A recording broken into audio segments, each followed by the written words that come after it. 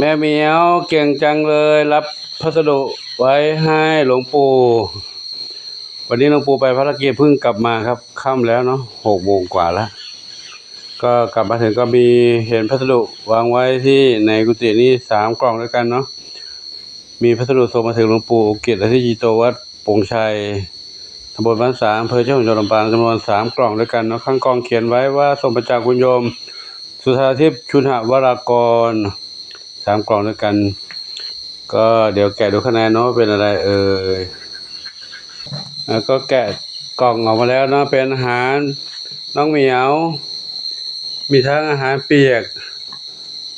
แล้วก็อาหารเม็ดสำหรับน้องเหมียวด้วยเนาะกับ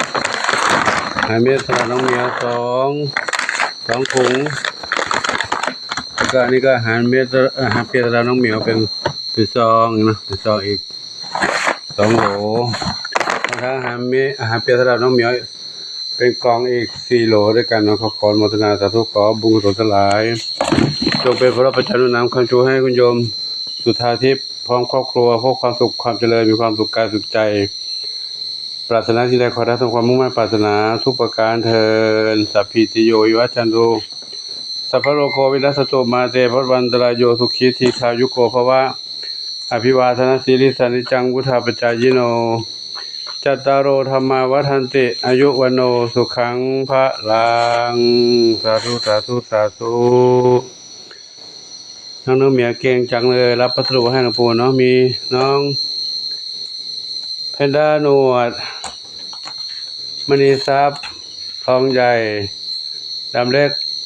ดำอะไรนะนุ่งหล่อดำขาวบุญส่ง